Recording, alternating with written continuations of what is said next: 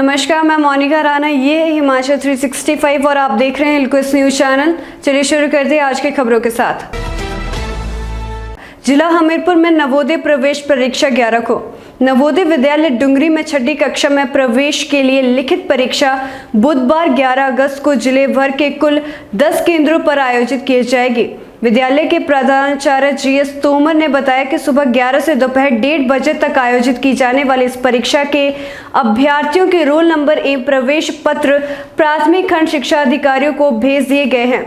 अभ्यर्थी और उनके अभिभावक ये रोल नंबर एवं प्रवेश पत्र संबंधित प्राथमिक खंड शिक्षा अधिकारी कार्यालय से प्राप्त कर सकते हैं। प्रधानाचार्य ने बताया कि रोल नंबर एवं प्रवेश पत्र के बगैर किसी भी अभ्यर्थी को परीक्षा हॉल में प्रवेश नहीं दिया जाएगा, इसलिए सभी अभ्यर्थी और अभिभावक ये प्रवेश पत्र संबंधित प्राथमिक खंड शिक्षा अधिकारी कार्यालय से प्राप्त कर ले। प्रवेश पत्र की अनुपलब्धता के लिए अभ्यर्थी के अभिभावक पूर्णतः जिम्मेदार होंगे। प्रधानाचार्य ने सभी अभ्यर्थियों से प्रातः 10 बजे परीक्षा केंद्रों पर पहुंचने की अपील की है। हिमाचल हाईकोर्ट ने कोरोना से अनाथ हुए बच्चों का तलब किया रिकॉर्ड।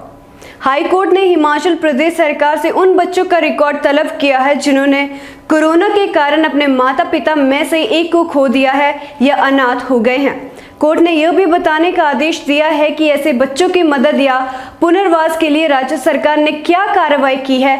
मामले पर अगली सुनवाई 11 अगस्त को होगी। कार्यवाहक मुख्य न्यायाधीश रवि मलिमठ और न्यायमूर्ति ज्योत्सना रिवाल दुआ की खंडपीठ ने कोरोना महामारी से निपटने के लिए हिमाचल प्रदेश में अपर्याप्त स्वास्थ्य सुविधाओं और बुनियादी ढांचे की कमी को उजागर करने वाली एक जनहित याचिका और अन्य याचिकाओं पर सुनवाई करते हुए ये आदेश पारित किए। हिमाचल के कॉलेजों में 16 अगस्त से लगेंगी कक्षाएं, माइक्रो प्लान बनाने के निर्देश। हिमाचल प्रदेश के डिग्री कॉलेजों में 16 अगस्त से नियमित कक्षाएं लगेंगी।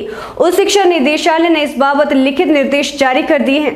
सभी कॉलेज प्रिंसिपलों को कॉलेजों में विद्यार्थियों के आने पर कोरोना संक्रमण से बचाव के लिए जारी एसओपी का पालन करने और माइक्रो प्लान बनाने का पत्र जारी किया गया है। शिक्षा निदेशालय ने कहा कि सभी शिक्षकों और विद्यार्थियों को वैक्सीन लगाने के लिए प्रोत्साहित किया जाए। कॉलेजों में उचित दूरी पर विद्यार्थियों को बैठाने की व्यवस्था की जाए।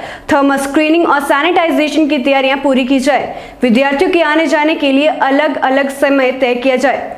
फेस मास्क पहनने को अनिवार्य किया जाए। खाची को बदलने पर विपक्ष का वॉकआउट, सीएम बोले फेरबदल सरकार का विशेषाधिकार।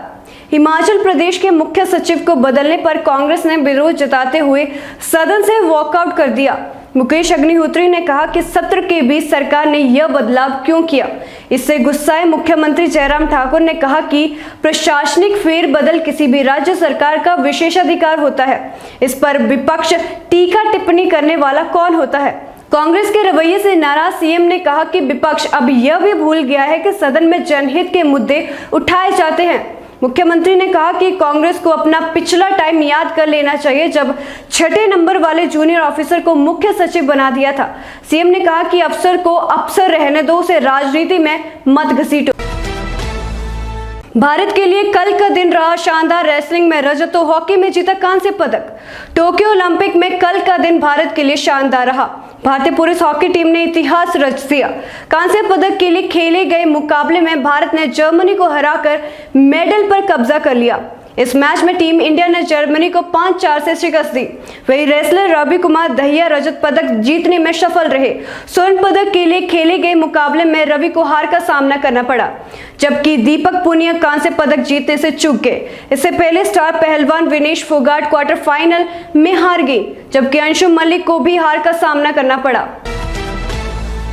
HPTU Hamirpur B pharmacy, BBA, BCA और MTech का काउंसलिंग शेड्यूल जारी। हिमाचल प्रदेश तकनीकी विश्वविद्यालय हमीरपुर ने नए शैक्षणिक सत्र में दाखिला लेने वाले विद्यार्थियों के लिए काउंसलिंग प्रक्रिया का शेड्यूल जारी किया है। 11 अगस्त से ऑनलाइन काउंसलिंग प्रक्रिया शुरू होगी। तकनीकी विश्वविद्यालय के अधिष्ठाता शैक्षणिक प्रोफेसर राजेंद्र गुलेरिया ने कहा कि अभी ऑनलाइन आवेदन करने की अंतिम तिथि 10 अगस्त है। 11 अगस्त से B pharmacy direct entry, B pharmacy ayurvedic, BBA, BCA, BSc HMCT, BHMCT और MTech की ऑनलाइन काउंसलिंग शुरू होगी। विद्यार्थी तकनीकी विश्वविद्यालय की वेबसाइट पर काउंसलिंग प्रक्रिया का पूरा शेड्यूल देख सकते हैं। 21 अगस्त को तकनीकी विश्वविद्यालय पहले चरण की काउंसलिंग का परिणाम घोषित करेगा। 12 से 26 अगस्त तक विद्यार्थियों को आवंटित शिक्षण संस्थान में रिपोर्ट करना होगा। कांगड़ा बैंक के लिपिक पूर्व प्रबंधक और सहकारी सभा सचिव पर केस दर्ज।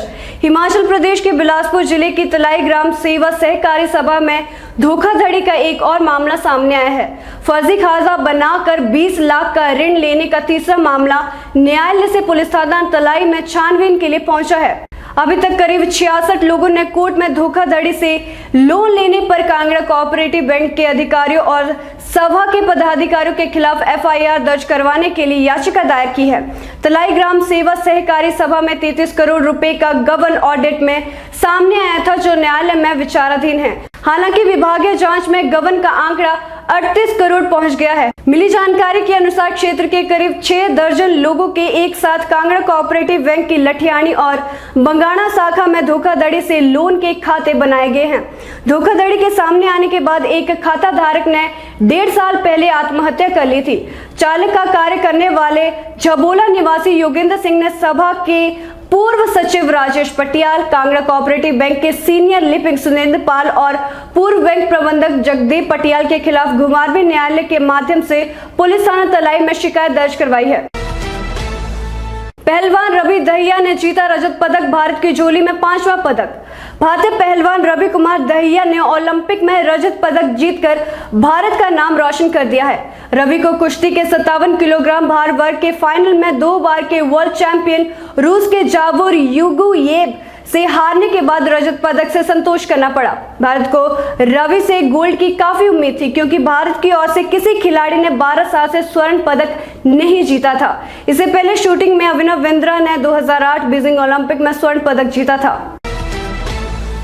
सुप्रीम कोर्ट में 10 अगस्त तक के लिए टली पेगासस मामले की सुनवाई, किसी प्रतिवादी को नोटिस नहीं।